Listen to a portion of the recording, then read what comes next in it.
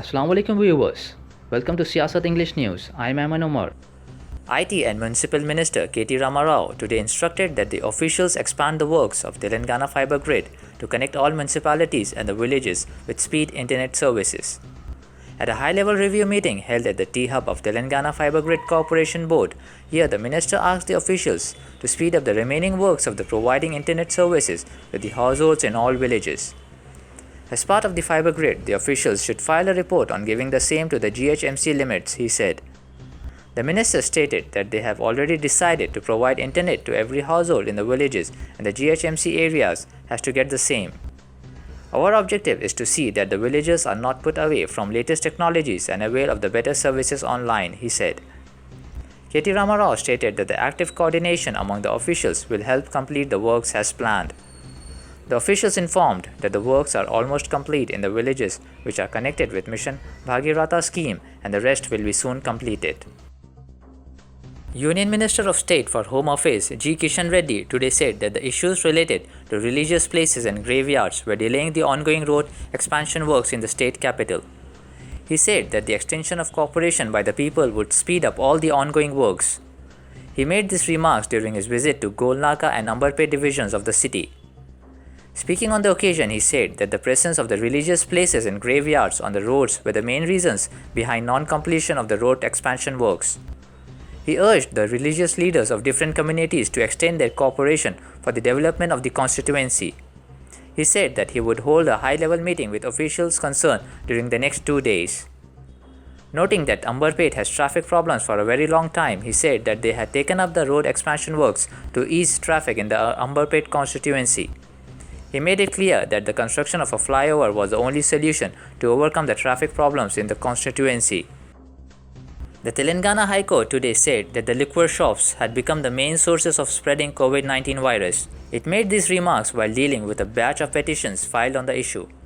The DJP of the state submitted a report before the High Court on the implementation of COVID-19 guidelines in the state. The division bench once again expressed its displeasure over the conduct of the less number of RT-PCR tests and asked the state government to increase their number by 70%. The High Court expressed its concern over the crowd at the liquor shops, pubs and theatres. It advised the state government to conduct the COVID-19 test on the migrants from other states of the country. It asked the state government to constitute an advisory committee with experts. The state government told the High Court that it would complete the zero surveillance in 6 weeks' time. The court asked the state government to submit the report after the completion of the survey. It made it clear that there should be containment zones in the state, although there is no lockdown. It asked the state government to submit its report by 14th of this month. Amid a sharp spike in COVID-19 cases in the city, the traders in Begum Bazaar have decided to restrict the business hours and impose self-lockdown during the evening hours. The Hyderabad Kirana Merchants Association at Begum Bazaar has unanimously passed a resolution to restrict the business hours from 9 in the morning to 5 in the evening. In wake of the forthcoming Ramadan, there has been a hectic business activity at the Begum Bazaar and other markets in Hyderabad. The association further decided to strictly comply with the social distancing norms. The traders at Begum Bazaar have also planned to curtail the overcrowding in the market and advise the public to follow the COVID-19 protocols. Telangana government has approved the construction of a 6-lane bridge to permanently solve the traffic issue. The bridge starting from opposite the Marriott Hotel will be constructed at a cost of 25 crore rupees. The state government has also allocated an additional amount of 41 crore rupees for the installation of Hussain Sagar gates and bridges from Raniganj to Buddha Bhawan. The Department of Municipal Administration in its 2020-21 short-term plans approved 858 crore rupees for the works of bridges, expansion of nalas and preservation of water bodies and lakes. Work will be undertaken to better the stormwater drain system in Hyderabad. The developmental works have been divided into 25 packages which come under 6 zones of the GHMC. A review will be made of the nearby municipalities which suffered huge losses due to heavy rains last year. A 6-member team of Gulf migrant rights activists from Telangana state on Thursday visited the offices of Non-Resident Keralites Affairs and Pravasi Welfare Board in Thiruvananthapuram, the capital of Kerala, in a bid to learn its best practices being implemented by the Kerala government for the welfare of Gulf workers. The visiting team would draft a study report based on the visit and submit it to the Telangana government on behalf of the civil society for initiation of suitable measures in the state. He also said that we are trying to understand the best practices and Gulf migration management system in Kerala. Recruitment manager of Norca Routes, Ajit Kolasari, explained their activities through a PowerPoint presentation. Team also had a meeting with PT Kunhi Muhammad, chairman of Pravasi Welfare Board, and M. Radhakrishnan, CEO of the board. They answered many queries asked by the Telangana team members. Amid a massive spike in COVID-19 cases in India, several states including Maharashtra, Chhattisgarh, Odisha, Andhra Pradesh and Jharkhand are facing coronavirus vaccine shortage. India is currently witnessing the second wave of COVID-19 and reported more than 1.2 lakh new infections on Wednesday, the highest single-day spike ever since the beginning of the pandemic.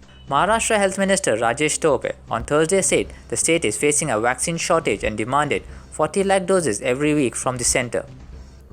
Satara, Sangli, Panvel have stopped vaccination today, while Buldhana has only today's vaccine stock left, Tope said.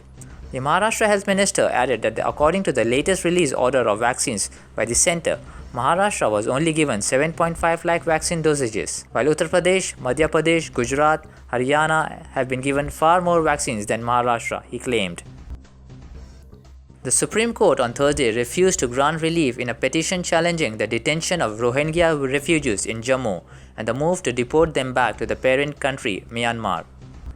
It is not possible to grant the interim relief prayed for.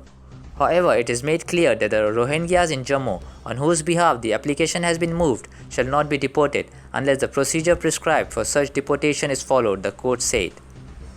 The court has refused to order the release of nearly 150 Rohingyas detained in the holding centers in Jammu and allowed their deportation to their parent country as per the procedure of law. The court also noted that India was not a party to the Refugee Convention. The court further said that it cannot comment upon the current happenings in Myanmar. Without coming right out and saying it, President Joe Biden seems ready to let a lapse of 1st of May deadline for completing a withdrawal of US troops from Afghanistan. Orderly withdrawals take time and Biden is running out of it. Biden has inched so close to the deadline that his indecision amounts almost to a decision to put off, at least for a number of months, a pullout of the remaining 2,500 troops and continue supporting the Afghan military at the risk of a Taliban backlash. Removing all of the troops and their equipment in the next 3 weeks along with coalition partners who can't get out on their own would be difficult logistically, as Biden himself suggested in late March. It's going to be hard to meet the May 1st deadline, he said. Just in terms of tactical reason, it's hard to get those troops out. Tellingly, he added, and if we leave, we are going to do so in a safe and orderly way.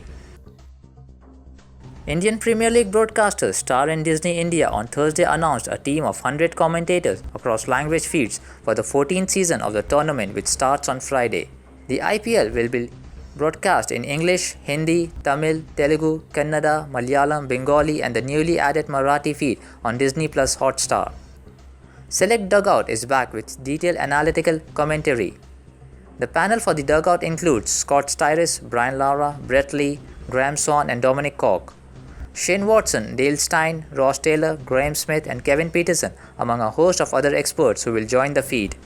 Thank you viewers, that's it for today.